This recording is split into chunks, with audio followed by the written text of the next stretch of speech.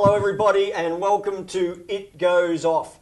That's right, you have got a better looking head in the main chair this week. The great man Andrew Gaze is up in China checking on some basketball up there, doing a little bit of coaching.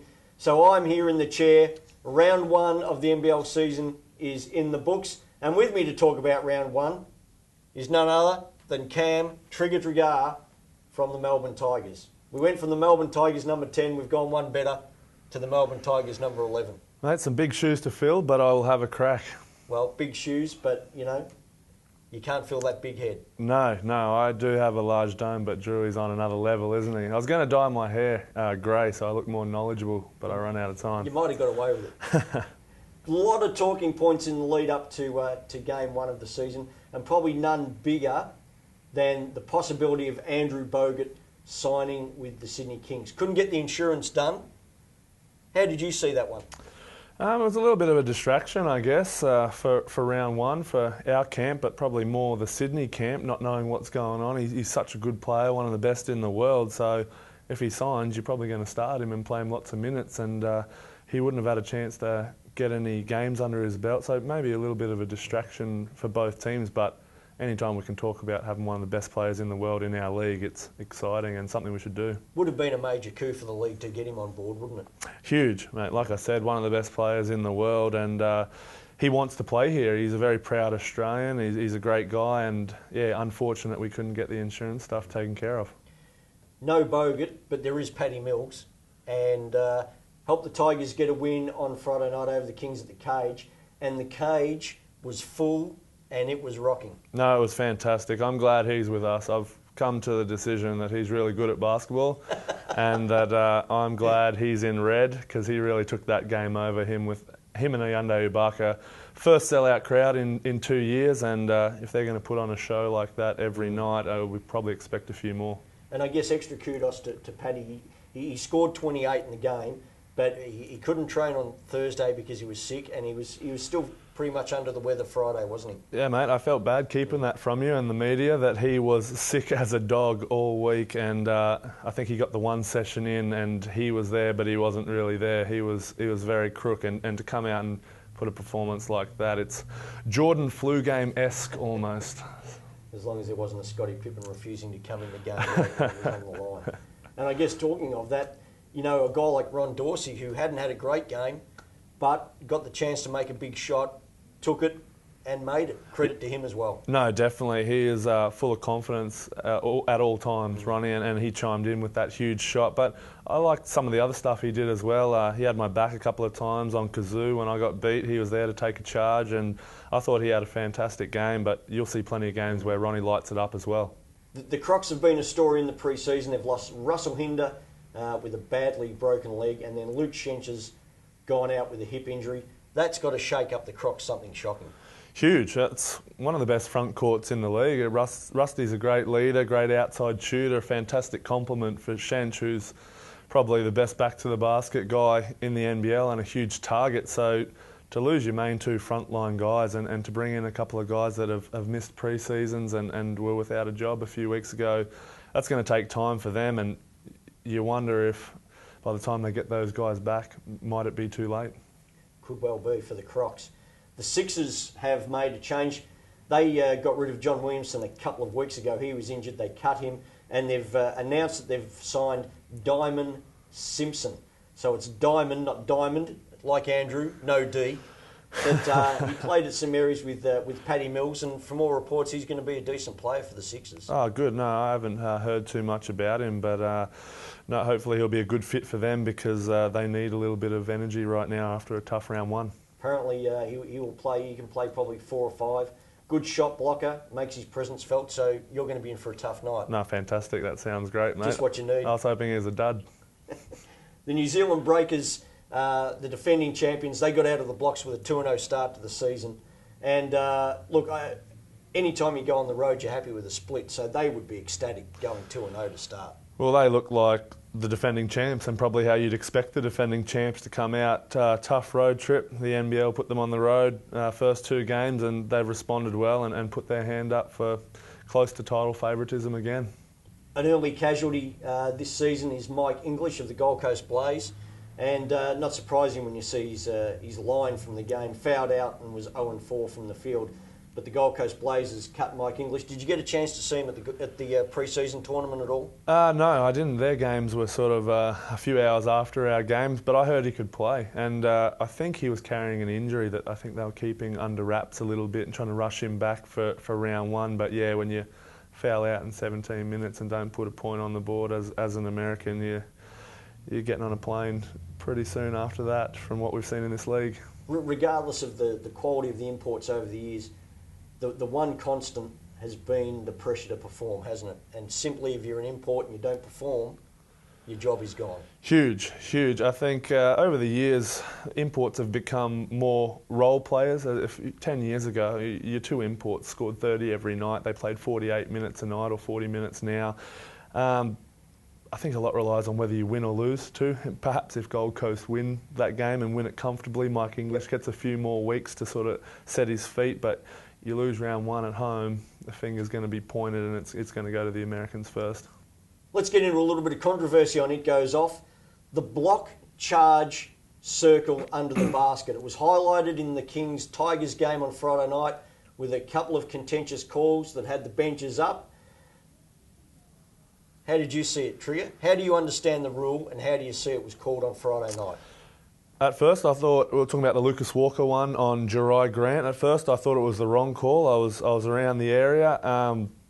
But then looking at the tape, and I saw Drewy and Steve Carfino getting on the refs for it being the wrong call. But we watched the tape today, and it's, from my understanding of the rule, that the call was 100% correct. You can clearly see Lucas Walker's toe is on the line outside the circle. He's got 3 or 4 toes outside the circle. And in FIBA rules, if you have any part of your foot outside the circle, then that's a charging foul. Whereas in the NBA, if you have any of your foot in the circle or on the line, it's a block. So two very different ways of calling it, but from where we watched it in tape today, it was the correct call. This will be the second season that the league's had the circle under the basket. Do you find players are still getting used to it and still adjusting to it and understanding how they can use it to their advantage? Yeah, no, certainly. It hasn't really changed too much for me. I haven't seen a ref come running in on a blatant charge and do the big overzealous blocking foul call, so the refs aren't getting into it too much.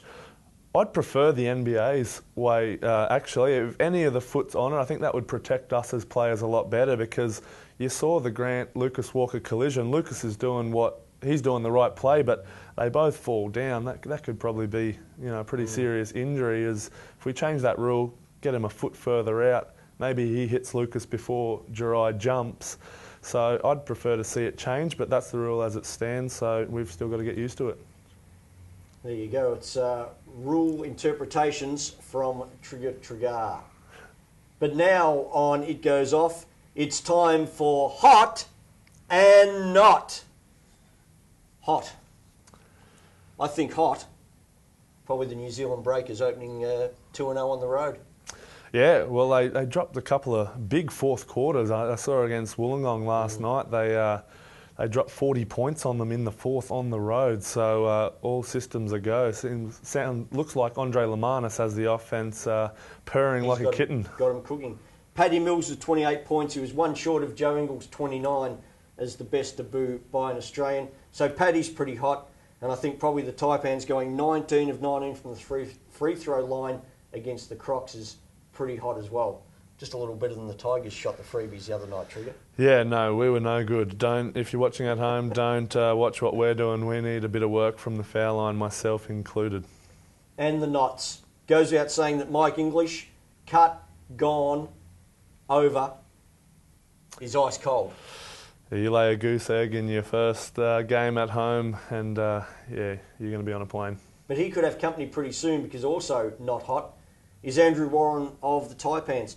Played 31 minutes and was 0-4 from the field with 2 rebounds. That's not a great return either. 31 minutes, 4 shots. I could probably get that in about 3 minutes, I reckon. The first 3 minutes of the game, I've got 4 up. So, no, he'll need to be more aggressive and to get rolling for the Snakes, but they had a good win. And the final knot, it's got to be the old Adelaide 36ers. Losing by 33 at home on opening night simply says it all.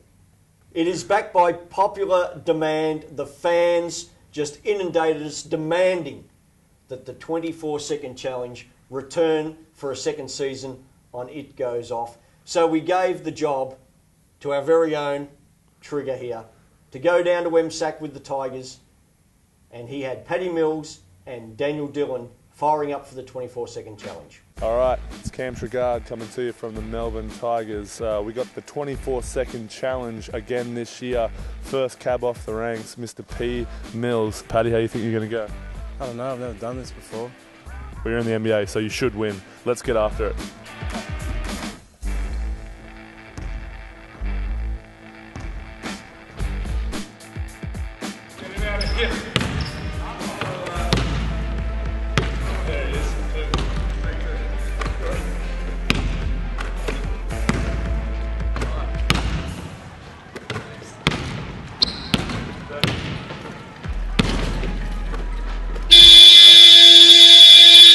First cab off the ranks, Paddy Mills. You drained 8. How'd you feel out there? Yeah, we've got a bit of back room on the first few. Tough to find your range, but then you hit plenty of good ones after that. All right, next cab up is Dan Dillon. Dan, 8 is the Melbourne Tigers mark. That's not going to hold up this year, but you reckon you can break it right now? Yeah, it was kind of a low little starting off score, so hopefully I can get 9 or above. You're a bit of a dart thrower like myself. That should help you out in this drill, do you think? No, it shouldn't. I'm going to try and get a little bit of arc on there. My darts won't get me a 9, which is what I'm looking for, so hopefully...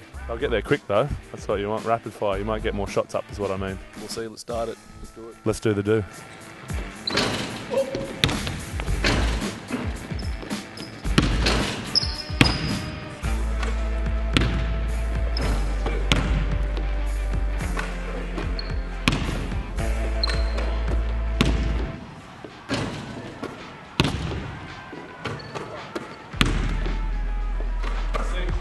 Blowing that up. Alright, Dan, a meaty score of 6, but you had a bit of trouble with the passing. Talk us through that. I think it was all just a shenanigans ploy by Paddy. The balls are coming out extra slow, so I only got about 10 shots to his 20, so... He does what he has to do right now. 8's the lead, 6, he does what he has to do. He might be passing for everyone, so we can expect some slow passes. But the NBL, it goes off. Can we do the little handshake, Dan? You ready? Let's do it. It goes off. Boom shakalaka. All right, well, obviously no shenanigans there because 6 for Daniel Dillon and 8 for Paddy Mills. That is not really going to cut the mustard in the long term. That's pretty ordinary, isn't it? From a guy that's in the NBA, I expect more from that, from Paddy, so we might have to give him another chance to redeem himself. It's pretty poor all round, but anyway, we've still got Trigger to come on the 24-second challenge. I'm sure he will at least be able to get more than 8. Firing darts. Get my darts in there. That's what you want. And so from the 24-second challenge, we go to the Mark Zuckerberg minute. And we have got plenty of questions from Twitter and Facebook. The fans have been very active on the social media. And off Twitter, first up is Kings fan Bob Sugar. I'm not really sure if that's his real name, but Bob Sugar. Which team looks to have made the best signings in the off-season? Trig? Obviously, I'm going to say our team. That's a very politically correct answer, but I honestly do believe that any time you can pick up Paddy Mills, it's a no-brainer. But even before that, I loved our recruiting class, if you can call it that. The 3 new snakes that we picked up, Dorsey, Ubaka and Dillon, fantastic pickup. Liam Rush is another nice compliment for us. So if I had to choose a recruiting class, I would say ours, but there are some other strong ones as well. Yeah. For what it's worth, I like the Tigers, but I also like the Kings. Being able to pick up Grant, Bruce and Bose, I thought that's good pick up for the Kings. Certainly. Sports schmuck Adrian Bork says, can someone please explain the last 1 minute 29 of the Hawks match? 29 points. That's crazy with the Breakers up 10. The answer to that? No, we can't explain it. Let's jump over to Facebook and Philip Cho. Which team has the best import combo from what you have seen in the first round in the NBL? Trigger? I think you're going to surprise me here. No, Ronnie and Chewy were good for us. Mims and Eddie Gill up in Townsville. I think they were carrying a couple of injuries in the pre-season, so we walloped them in the blitz up there, and I didn't see much, but from the looks of the game that they had, they look like goers and should be good players, so I'd say the Crocs. Yeah, I think Gill and Mims they're going to have to carry a big load for the Crocs, but they've Certainly. started well. Brendan Holding on Facebook says, apart from Penny leaving, is there any other reason the bookies thought that Gold Coast and Wollongong were going to beat the NBL champions on the opening weekend? Any theories? No, I think that's exactly why the bookies thought that. You take one of the best players in the world out of a side, you'd think it'd leave a dent, but in saying that, I think Andre Lamana showed how much of last year's championship was his actual game plan, because they look fantastic. Not going to say better, but they looked as good. Well, still on the Breakers, and Daniel Farrell asks, the Breakers have won their first two. Are they looking like a back-to-back title? I'll say they've still got a long way to go, but 2-0 is a great start. Nick Godsell says, or asks, which individual player gave you the biggest surprise for round one? Trigger? GB, I think will be the same on this. Dusty Reichardt, for me, he just keeps on keeping on, like I said before, like a fine wine. You worry about guys getting to the back end of their career who rely a lot on hustle. You think once the body starts to break down, but whatever he's doing to keep that body in shape, I think he should probably write a book on it, because he looks the same Dusty Reichardt as he did with the Sixers all those years ago. Yeah, no question. The Rusty Reichardt got the job done for the Snakes. 37 minutes he played out of 40. Huge. And he's had 16 and 14. Massive game. But the winner of the Sporting Game Ball for this week is Caroline Adele Cairns, who asks, is the loss by Adelaide to Perth defined by the loss of Adam Ballinger for that particular match, or will we continue to see this trend with Adelaide sticking around the bottom of the ladder? And I've got to say, it's a great point certainly. by Caroline, pointing out that Ballinger, is absent from the Sixers lineup. No, certainly. I thought with balls out, they were going to struggle a bit just with his scoring punch. I think Perth really, they get up and in and they test you. And if you don't have guys that can break it down, then you're going to struggle. I think balls coming back in brings a whole new dynamic, plus the Sixers bring in another import. Yep. I'm not saying they win that game, but they're certainly a lot more competitive, and they'll be around the middle of the pack, I'd say, at least, but not the bottom. Definitely. So Caroline Adele Cairns is this week's winner of the Sporting Basketball for the Mark Zuckerberg Minute. Okay, so week 2 of the IINet Championship season is upon us, and it starts Friday night with a tricky one for the Tigers against the Perth Wildcats. Give me a tip for that one. Surprise me. Tigers, easy. I'm going to go for Perth. The second of the Reptile Rumbles is Townsville against Cairns. Thoughts? Yeah, I like it. I think it's going to be another close one. I think Cairns again. I'm going to go for the Crocs on their home floor. On Saturday night, the Breakers are on the road again against the Sydney Kings. Breakers, a lot of momentum, 2 already good road wins. Kings will be hungry. This will be close again. I'm going to stick with the champs, the safe bet. Call me silly, but I'm going to go for the Kings. On Sunday, we've got 2 games, and the first one is the Wollongong Hawks at home to the Adelaide 36ers. All right, we'll see if we can agree on one. I'm going the home side. Thought they put up a great fight against New Zealand. They'll get better. Adelaide still no Ballinger, possibly no import. I'm going with the cheeky Hawks. I'll go with the Hawks as well. And we round it off with the Gold Coast Blaze against the Cairns Taipans. I think a very fired-up Blaze. If I know Joey right like I do, he will be intense this week, and the Blaze will be fired up, so I don't give Cairns much hope in that one. Agree 100%. It's the Blaze for mine. So that's round 2 of the IINet Championship. It's still to come. We will be back next week with another blockbuster edition of It Goes Off. But before then, we need to thank our sponsors, IINet, 1, Centrebet, and 1, Sporting, Think Smart, and Virgin Australia. Thanks, guys. Until next week, I'm Grantley Bernard, he's Cam Tragardh, and we've been on It Goes Off. Boom.